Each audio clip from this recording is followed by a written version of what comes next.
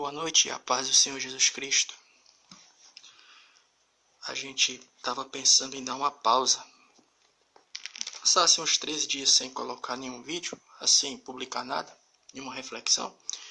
Mas aí a gente sentiu de fazer isso, dar essa pausa depois de mais essa reflexão. Que a gente estava vendo que até quem trabalha, aquela galera que trabalha mesmo de forma para valer mesmo no YouTube, eu estava reparando, eles dão uma pausa. Eles colocam um vídeo por semana, uma vez por mês. E a gente estava pensando em fazer isso, mas a gente vai fazer mais uma reflexão de forma bem rápida. A gente estava olhando e vendo que a gente estava achando que ninguém nem ia olhar, né? Mas até que teve um número bom de visualizações, a gente queria compartilhar com os amigos ouvintes. Vai ser bem rápido. Uma reflexão, fazendo um paralelo entre duas passagens bíblicas. Aí, antes da gente começar, a gente queria, vai que de repente os irmãos acham interessante, os amigos, né? Nos mandem perguntas. A gente pode trabalhar vídeo trabalhando respostas em cima de algumas perguntas que às vezes as pessoas têm, né? Concernente à Bíblia Sagrada, pode ser uma dúvida, coisa do tipo. Aí você envia e a gente pode, por intermédio dessa pergunta, fazer uma reflexão, trabalhando em cima dessa pergunta, tirando essa dúvida, né? Capítulo 23 de Lucas, versículo 39 ao 43. 23 de Lucas, 39 e 43, que diz assim: E um dos malfeitores que estavam pendurados blasfemavam dele, dizendo: Se tu és o Cristo, salva-te a ti mesmo e a nós. Respondendo, porém, o outro repreendiu, dizendo: Tu nem ainda temes a Deus, e estando na mesma condenação? E nós, na verdade, com justiça, porque recebemos o que os nossos feitos mereciam. Mas este nenhum mal fez.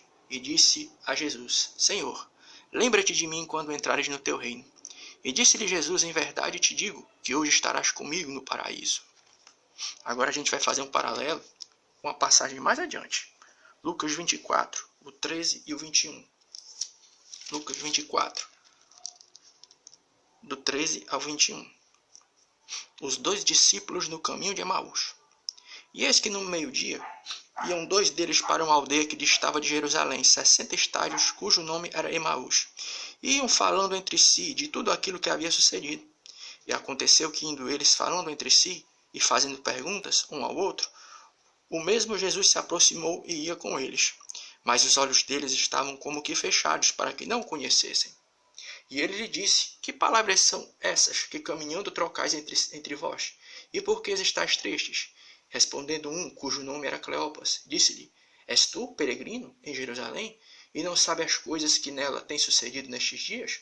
E ele lhe perguntou: Quais? E eles lhe disseram: As que dizem respeito a Jesus o Nazareno, que foi um profeta poderoso em obras e em palavras diante de Deus e de todo o povo. E como os principais dos sacerdotes e os nossos príncipes o entregaram à condenação de morte e o crucificaram. E nós esperávamos que fosse ele o que remisse Israel. Mas agora, com tudo isso, e já hoje o terceiro dia desde que essas coisas aconteceram. Então, essas duas passagens bíblicas, a primeira fala de dois malfeitores que no momento em que o Senhor Jesus Cristo estava ali no madeiro, na cruz do Calvário, a Bíblia diz que um, de um lado, blasfemava, mas o outro reconheceu e até disse: olha, não fale isso, se nós estamos nessa situação é porque nós fizemos por onde, mas esse aqui é justo. Então a Bíblia nos diz que o malfeitor arrependido, faz o seguinte pedido: lembra-te de mim quando entrares no teu reino. E Jesus responde: em verdade te digo que hoje estarás comigo no paraíso. E já o texto que nós lemos depois, no capítulo 24, que a gente leu depois, do versículo 13 ao 21, fala de dois discípulos que iam no caminho. E a Bíblia nos diz que esse episódio já se passa após a ressurreição do Senhor Jesus Cristo. Já se passa após a ressurreição do Senhor Jesus Cristo. E Jesus ali aparece aos dois e faz a seguinte pergunta: por que vocês dois estão tristes?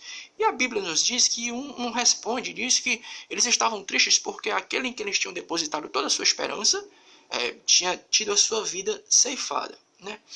E eles não reconheceram. A Bíblia diz que só mais adiante é que os dois reconheceram que era o Senhor Jesus Cristo após a sua ressurreição. O que é de interessante nessas duas passagens? Eu queria chamar a atenção dos nossos amigos, dos meus queridos, para a seguinte observação. Eu queria que você fizesse um paralelo entre a visão do malfeitor arrependido e desses dois discípulos. O malfeitor arrependido, ele não andava com os discípulos, não fazia parte do colégio apostólico, mas teve uma visão real de quem era Jesus Cristo. Por quê? Porque ele disse assim, lembra-te de mim quando entrares no teu reino.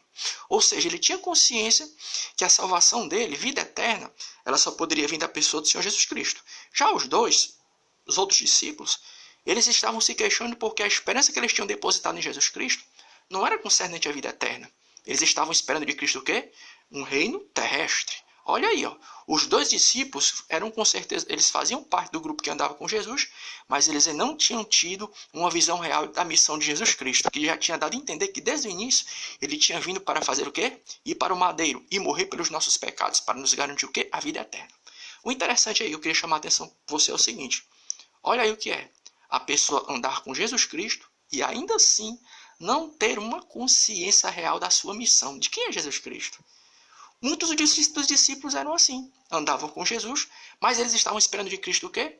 Um reino terrestre. Já o malfeitor que não andava com Cristo, o arrependido, teve uma visão corrigida. Lembra-te de mim quando entrares no teu reino. Ou seja, eles estavam esperando o quê? A vida eterna. Eles estavam olhando para Jesus como aquele que poderia dar a garantia de vida eterna a ele. Trazendo para o dia de hoje, nós temos visto muitas pessoas assim. Pessoas que adentram o cristianismo, mas têm uma visão desacertada de quem é Jesus Cristo. Eles não olham para Jesus como aquele que é o Salvador e aquele que pode prover a vida eterna. Eles estão como aqueles discípulos que estavam esperando em Cristo apenas no que é concernente o quê? Um reino terrestre. E nós temos visto essa visão errônea de quem é Jesus Cristo por intermédio do evangelho que muitas vezes é pregado hoje em dia, onde as pessoas já não pregam mais um Cristo que pode dar certeza de vida eterna, mas o Cristo que vem apenas o quê? Para suprir as necessidades materiais desta vida. Olha aí, uns andavam com Cristo, mas ainda não tinham entendido quem era ele. E já o malfeitor que nem andava, teve uma visão acertada. Ele olhou para Jesus como aquele que poderia dar certeza de vida eterna. Então a nossa reflexão é essa, que nós possamos estar na condição, olha aí quem nós vamos usar como exemplo, é isso mesmo, na condição daquele malfeitor arrependido, porque mesmo ele tendo alguém que tenha cometido as suas falhas, mas ele se arrependeu e teve uma visão mais acertada de quem era Jesus Cristo. Enquanto os discípulos que andavam com o Mestre, muitos deles ainda não tinham entendido. A maior prova disso é que nenhum deles foi para o sepulcro esperar a promessa de sua ressurreição.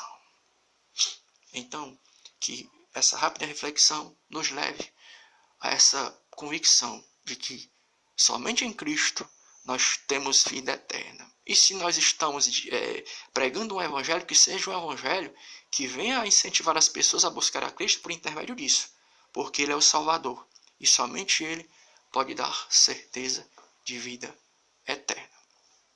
E que Deus em Cristo nos dê uma noite abençoada, cheio da presença do Senhor nosso Deus, do Espírito Santo. E amém.